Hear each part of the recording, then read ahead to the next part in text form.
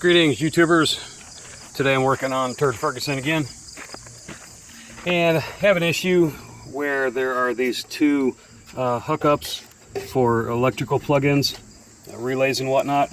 And what happens is when I'm on the battery, this is running out to the edge of the tray, and I want to slide it back. The problem is goes over top. It's a overflow for the radiator.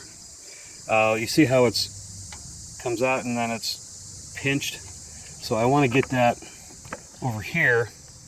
But the problem is this was hooked up to right here, so I was gonna move where it's grounded to the frame, and let me get it.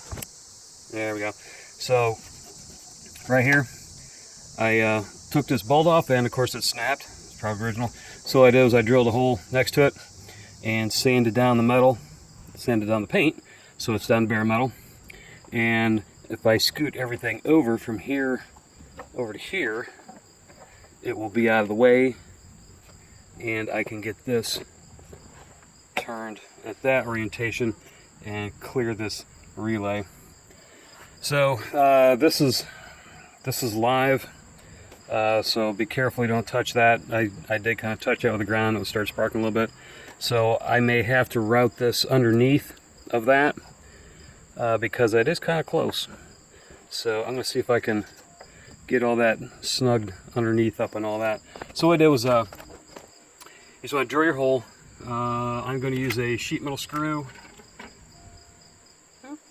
this guy right here, and what I did was I took a wire brush and I scrubbed the threads and scrubbed the back facing of the head of the wash bolt. And then I also have a bolt washer to hold the wires against the firewall so that it makes good ground contact. And last but not least, this is your best friend, dielectric grease. You're going to put that on all the surfaces. I used to put Never Sees, but Never Sees does not always provide continuity for electrical connections. So it wouldn't rust, but in the same token, it wouldn't always make a good connection. So dielectric grease is the way to go. Just you want to put some on the wall there, and then put a little bit on your bolts and washers and stuff, and that will help keep corrosion from getting into that connection and making it go bad over a couple years. So let me get everything rerouted and we'll snug it all up. All right, so I got it here. What I may end up doing is I may end up taking this off and scooting it back a little, so it's, I mean, the wires are close, but they're insulated and they shouldn't touch. But I personally would rather have a little more safety, security, peace of mind. All right, so basically this was a self-tapper. I drilled a hole that was just a little bit smaller than that bolt, and then just want to crank it in. And since that's a screw thread and not a machine bolt thread, you want to go nice and easy. You don't want to over tighten it because it'll strip it until it's snug. Get a better angle on that, and then check it by gently moving. It's got a little bit of movement, so let me snug it just a little more.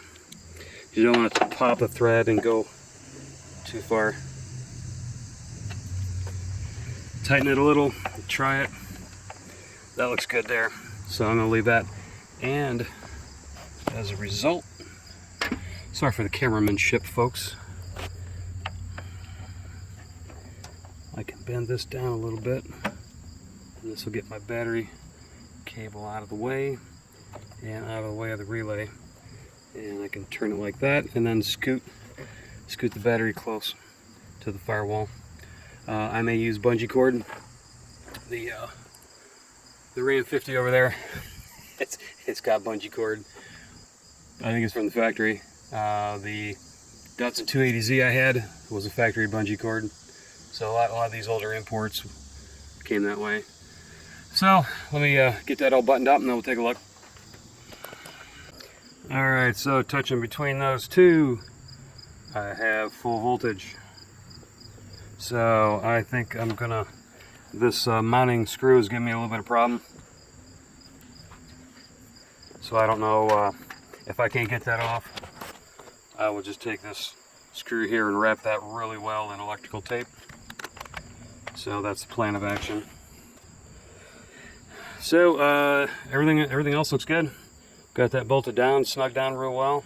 Dielectric grease all over it, so it's ready to go.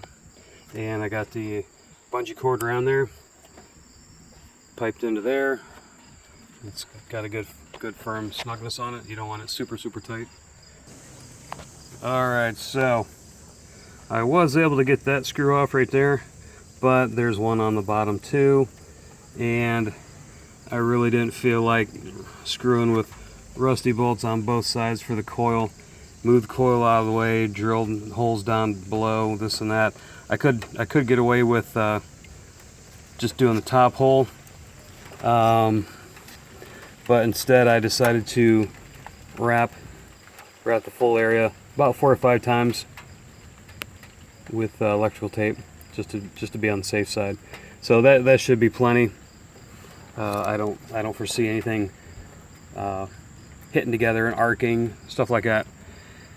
So it's kind of weird that they put those that close together from the factory. So that issue is solved. So move on to the next item.